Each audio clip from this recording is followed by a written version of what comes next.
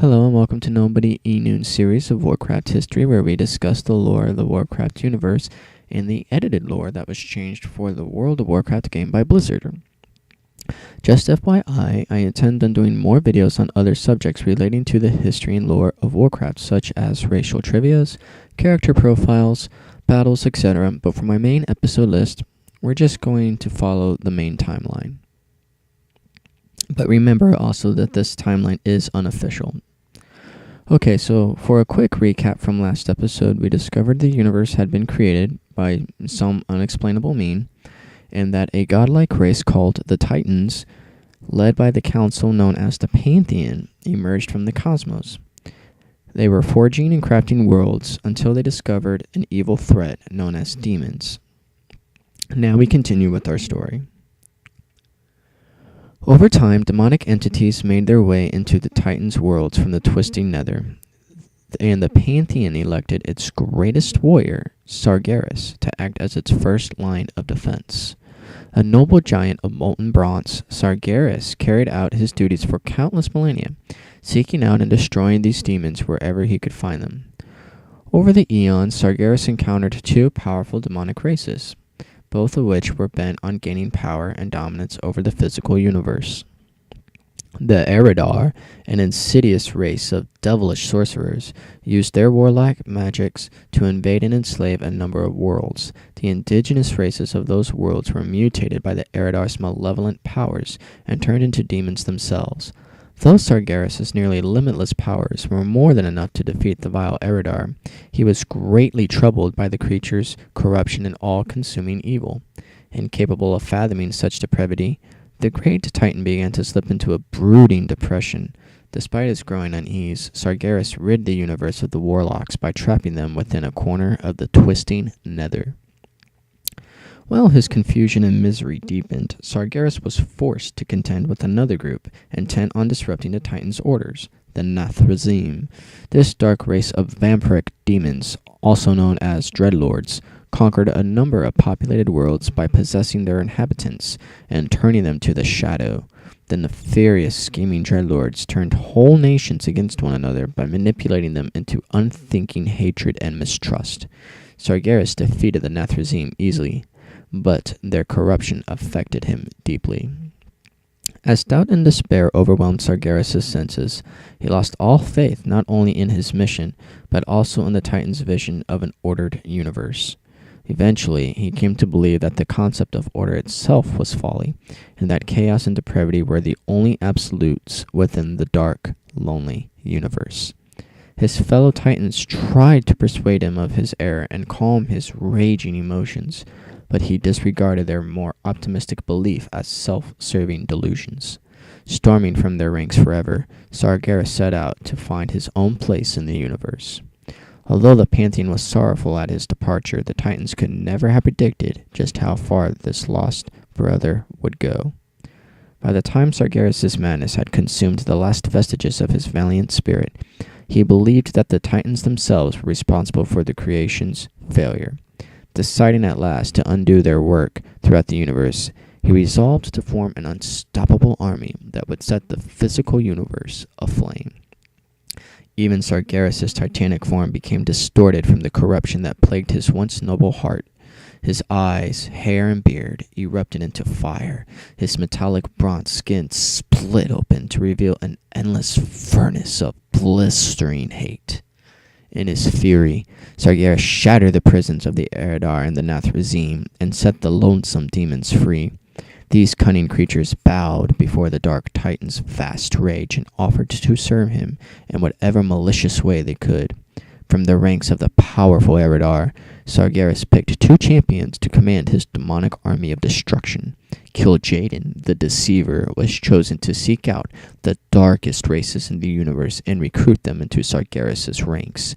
The second champion, Archimonde, the Defiler, was chosen to lead Sargeras' vast armies into battle against any who might resist the Titan's will.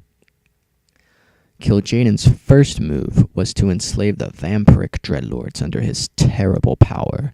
The dreadlords served as his personal agents throughout the universe, and they took pleasure in locating primitive races for their master to corrupt and bring into the fold. First among the dreadlords was Tichondrius, the Darkener. Tichondrius served Kil'jaeden as the perfect soldier and agreed to bring Sargeras' burning will to all the dark corners of the universe. The mighty Archimonde also empowered agents of his own, calling upon the malefic Pit Lords and their barbarous leader, Malaroth the Destructor. Archimonde hoped to establish a fighting elite that would scour the creation of all life. Once Sargeras saw that his armies were amassed and ready to follow his every command, he launched his raging forces into the vastness of the Great Dark. He referred to his growing army as the Burning Legion. To this date, it is still unclear how many worlds they consumed and burned on their unholy, burning crusade across the universe. That passage is taken from the History of Warcraft Chapter 1, and it can be found in the World of Warcraft game. It occurred roughly between 25 through 140,000 years prior to the opening of the Dark Portal. Now, the following is on the fall of Sargeras from the Warcraft RPG. Once the greatest warrior in the entire pantheon of Titans, Sargeras is now completely insane and devoted to the pursuit of absolute destruction. Initially, the Titans elected him to be their primary defense against the demon races, and he valiantly fought against the dark beings for several millennia.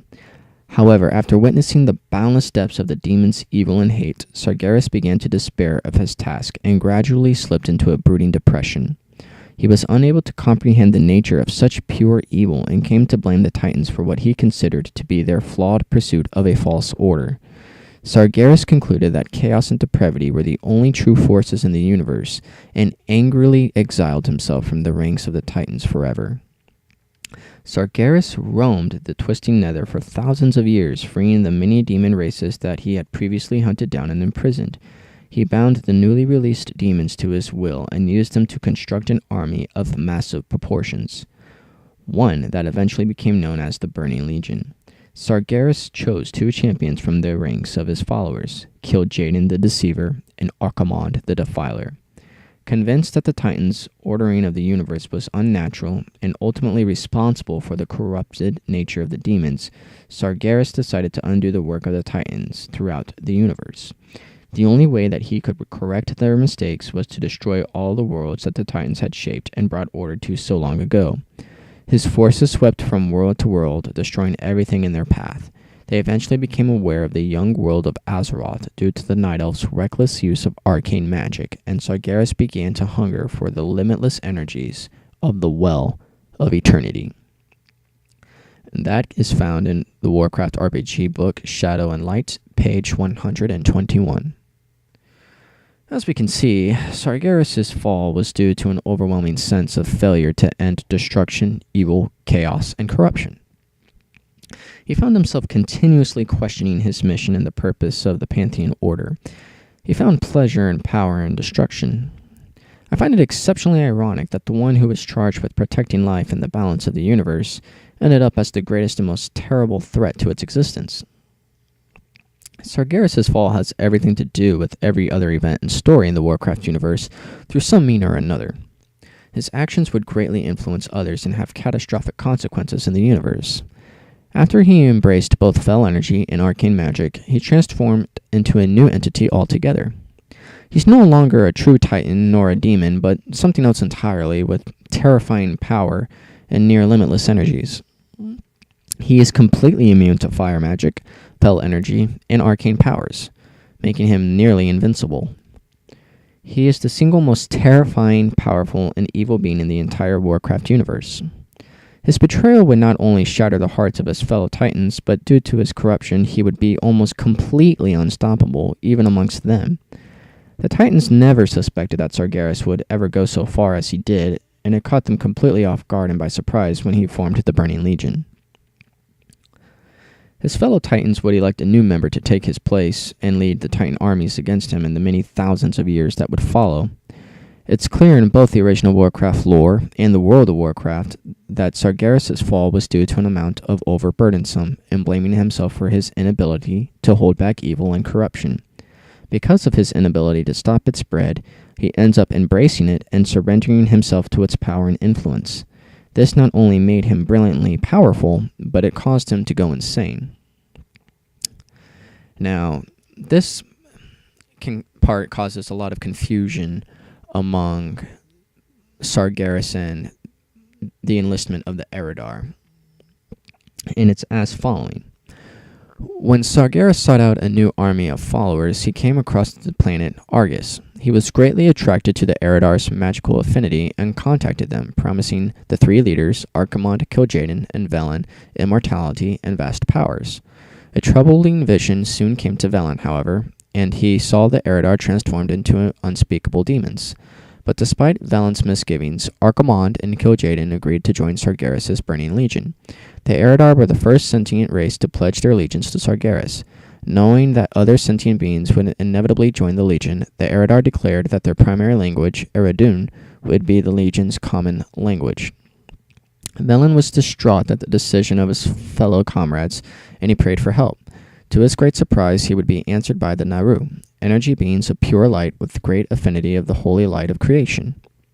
They blessed Velen and his followers, and had been bent on the destruction of the Burning Legion. Velen would gather as many uncorrupted Eridar as he could aboard the Exodar and fly across the universe with the Naru, while Archimonde and Kil'jaeden would continue to build the strength and armies of the Burning Legion, and with his powerful servants, Sargeras was now ready to launch his burning crusade against all life. And here is where some of the inconsistencies start. Now, originally, the demons that comprised the armies of the Burning Legion had always existed. They were separated into their own massive armies that came forth from the twisting nether that rampaged throughout the universe, devouring all life and consuming planets for their energies. They were divided amongst their subtypes and were not given the name Burning Legion until Sargeras arrived and united them all together into one massive military campaign. When Sargeras fell, he simply took over the demon races, as there was no one powerful enough to stop him or pose any significant threat to his rule. There were many different types of demons originally, such as Fel Guards, Doom Guards, the Nathrazim, the Pit Lords, and the Eridar, to name but a few. These demons were not necessarily related to each other, but they were nonetheless all subspecies of demons. How could Sargeras offer the race of the Eridar on the planet Argus great godlike powers for their service when they were originally the most powerful demons of the demon race imprisoned in the twisting nether? Didn't Sargeras imprison both the Eridar and the Nathrazim in a prison in the twisting nether before his betrayal? How could he corrupt an alien race into demons when they were already not just the most powerful demons of all, but the greatest threat to the Titans prior to Sargeras' betrayal? The list on the Eridar could go on. However, I must stay on the subject at hand, though I will be doing a video on their racial lore at a later time. Blizzard would change the concept of demons and the Burning Legion greatly, and I can't emphasize that enough, especially for the expansion, the Burning Crusade. Blizzard would alter many subspecies of demons to be different alien races from various planets that were corrupted from arcane, chaotic magic and fell energies, forcing them to transform into demonic entities as a consequence of their magic using. This greatly affected the lore of Warcraft. Many of the demon types would find new origin stories that would completely contradict the original lore, the Eridar obviously being the strongest example of such. The reason I believe the idea of arcane magic causes one to transform into a demon is a faulty concept is because that would imply any and all races could then potentially be transformed into a demon. The original lore had an already established identity of who and what demons were. Races could not transform into demons themselves, but rather became a new, twisted, and corrupted species altogether, and why the demons would enslave new races to do their bidding. Nothing could completely turn into a new demon or join the race of demons, but depending on circumstances, could come close to becoming a demonic entity. The best example of this would be Illidan Stormrage, who was once a night elf, but was corrupted into a demon-like hybrid, but being neither demon nor night elf himself. This was the closest transformation anyone ever came from an original alien race to a demon. However, it should also be noted this was only possible in the original lore because of the amount of demonic powers, entities, corruption, and influences he absorbed into himself, deforming not only his body, but his state of mind as well. Two other good examples would be both Sargeras and Ashara, both being two different entities, both corrupted from the use of arcane magic, and neither was turned into demons, but rather something else entirely. It should be noted that arcane magic could not transform someone into a demon, but depending on the amount of usage, consumption, and exposure, could corrupt one into being a new species altogether. Some prime examples of this were the Naga, the Satyrs, the Queldori, High Elves, Trolls, and Harpies, all of which in the original lore descended from the Night Elves. Now, it should also be noted that the demons and their subtypes were once mortal, being able to age, die of natural causes, etc., but through the use of fel energies and other corruptive powers were able to become immortals, hence how after 10,000 years of starvation, they were still alive. Here is a brief history on the fall of Sargeras and his formation of the Burning Legion in the original lore. One can imagine the plane of reality known as the Twisting Nether as a thick web of magic woven around and above the material plane. It is an astral dimension of pure magic which encases all known worlds in thick cocoons of arcane power. Beings with the power to breach the barriers of reality use the Twisting Nether as a means of travel, venturing through it constantly fluctuating expanse to journey from one world to another. Demons are among the most notable in this. They have long sought places like Azeroth, and for some time have been eager to conquer the world and its people. For ages, the Titan Sargeras fought against them, battling back the demons with his immeasurable power. In time, however, he could no longer see his cause as realistic. Virtue lost its glamour, and existence seemed unworthy of his efforts. Drawing in nihilism and madness, he turned against his own kind and everything he and they had built. He forged the Burning Legions, an army of demons, his weapons against the world of light. Now, the structure of the Burning Legion is as following. First among the demons of the Burning Legion are the Eridar and the Twisting Nether. Only the Titans have ever challenged them. Two Eridar, exalted by Sargeras' power, as well as their own, stood as the lords of their race, Archimonde, the Defiler, and Kil'jaeden, the Deceiver. Each built a hierarchy of demons, jealousy protected from the will of the other. These groups strove for dominance of Azeroth and even other worlds. But now, at long last, Archimonde is dead, killed by the heroes of Azeroth. Individual Eridar and few hopeful heroes of the lesser races have decided that they are the best candidates to replace him. These prideful few have taken their first careful steps toward locating and eliminating their presumptuous competition that might seek to displace them. Kil'jaeden's first and most important servants were the vampiric Nathrezim, also named the Dreadlords. They earned this grim title in many ways. Their schemes have turned nations against one another. Their terrible powers have supported the undead scourge, and as individuals they have spread physical and spiritual torment to the limits of their reach. It is within the power of the Eridar to create whole races of demons. They corrupt mortal races to make their minions. The greatest representatives of these species can bind others to their cause, as the Eridar can by offering their gift of blood. The mystic bonds this process creates connects the various races of the Burning Legion. To drink a powerful demon's blood risks the enslavement not only of oneself, but also of one's kind. A race is corrupted into the Burning Legion, or those who sign on accepting the price of this service are at an eternal disadvantage compared to their patron, regardless of their strength. The only consolation is that once a race has joined the Legion, its greatest heroes may offer their blood to others, corrupting new species to serve their own. The dominant demonic races in the Burning Legion after the Eridar, of course, are the Pit Lords, Doomguards, and Emniscents that served under Archimonde and the Dreadlords, and the Risen Terrors and Shadow Priests under Kil'jaeden. And endless hosts of monsters follow their rule. and that host is growing. In all corners of the universe, the followers of Kil'jaeden subvert the righteous to darkness and welcome ancient evils into their ranks. Now, the demonic subtypes are as following. The evil outsiders in Warcraft that comprise the forces of the Burning Legion are generally called demons. This breed of demons in Warcraft RPG is distinct from the ones noted in the MM and use the demonic subtype. As such, references made throughout this book to demons refer to those particular to the Warcraft universe. Demons were mortal once, but have been transformed by their conversion into these demonic beings. This change includes a powerful command of arcane energy. They defined and control their arcane powers with the forces of their will, much as sorcerers or wizards do. Alright, that's a long quote.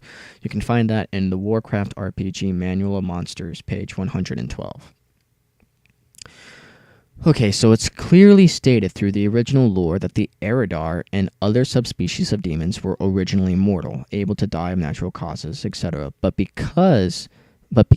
became immortal and evil through the use of fell energy. It also clearly shows that the demons could not transform races into new demons, but enslave them as their minions and servants. This is why the orcs are not demons, but were rather enslaved to serve them for all time. You would think that drinking the blood of a demon would turn them into demons themselves. This wasn't the case. In the original lore, it simply corrupted them, bringing forth the blood frenzy and the desire of rampage. The only race of demons that could create more demons was the Eridar, and even then only the most powerful could. Most simply enticed mortals with lies of great power and would enslave them to be their servants so they could enter into the world to devour the energies within it. So what can we conclude? Here are the points regarding the original lore about the fall of Sargeras and the Burning Legion. Number 1. Sargeras betrayed the Titans and was corrupted by the use of both arcane and fell energy. Number 2. Sargeras took over the demon armies, united different demons together, coined the name Burning Legion, and launched the Burning Crusade. Number 3. The demons always existed, but were not always immortal or evil. Number 4. The Burning Legion could enslave new races, but could not transform races into demons themselves. Number 5. The use of arcane magic was dangerous and could potentially corrupt the user, but not turn them into a demon themselves. Number 6. Demons would entice their potential minions by promises of power and signing of a pact, forcing them to be their slaves because they could not be turned into a demon. Number 7. Demons created pacts with alien races by offering them to drink demonically charged blood or use fell energy to enslave them because they, again, could not be transformed into demons. Number 8. Only the Eridar could create a new type of demon to join the subspecies. And number 9. The orcs were slaves, not demons. Okay. That was all regards to the original lore. Now, the new and accurate lore is as following. Number 1. Sargeras left the Pantheon due to a depression and a search for some other purpose of existence. Number 2. Sargeras had imprisoned many demons, but released them and enslaved them as his servants. Number 3. Sargeras came across the Eridar race, offered them godlike power, and made them the commanders of his armies. Number 4. Sargeras' minions offered power to new races in exchange for their services, corrupting them into new demons. Number 5. Sargeras created the Burning Legion and launched the Burning Crusade. Number 6. Demons are alien races from different planets that have been enslaved or corrupted, or both. Number 7. Arcane magic and fell energy can turn any user into a demon through exposure over time. Number 8. Drinking of demonic blood does not make one a demon, but enslaves one's race to them. Number 9. Any race can potentially become a demon and join the ranks of the Burning Legion. So what does this all mean? I know this can be confusing. It took me many years to sort all of this out from the conflicting lores. But here is what happened so far in the official lore, and this is what is accurate. 1. The universe was created through some unknown means. 2. The Titans, godlike beings, came from the far reaches of the cosmos, forging and crafting planets. 3. Evil beings known as demons came forth from the twisting nether, destroying life and devouring its energies. 4. The Pantheon, High Council of the Titans, charged Sargeras to lead the first assault against the demons and to end their threat. 5. Sargeras defeated the demons easily and banished the surviving demons into the twisting nether, where they could never escape. 6. Sargeras, unable to end the influence of evil and destruction, fell into a deep depression and lost sense of right and wrong, abandoning his mission and leaving the Titans forever. 7. Sargeras became obsessive of demonic powers, fell energies, and arcane magics, became insane, and concluded his only purpose is to end all life. 8. Sargeras searched the cosmos for followers for thousands and thousands of years. Other events occurred during his prolonged absence and his quest and search for followers. 9. Sargeras enlisted the aid and race of the Eridar, corrupted them into demons, and made them his commanders. 10. Sargeras elected 2 of their race as the leaders of his army, and charged Kil'jaeden to list new races into his army, and Archimonde to lead his armies in any given assault. 11. Sargeras broke the seal of the demons in the twisting nether and brought them into his army. And 12. Sargeras coined the name Burning Legion for his army and launched his unholy campaign. Alright, that's it for today. This concludes the Fall of Sargeras. Thank you for watching today's episode. If you want to see more episodes and comparisons, please subscribe to my channel and like this video. If you have any questions, comments, or concerns, please feel free to message me. Until next time, I will see you on the next episode.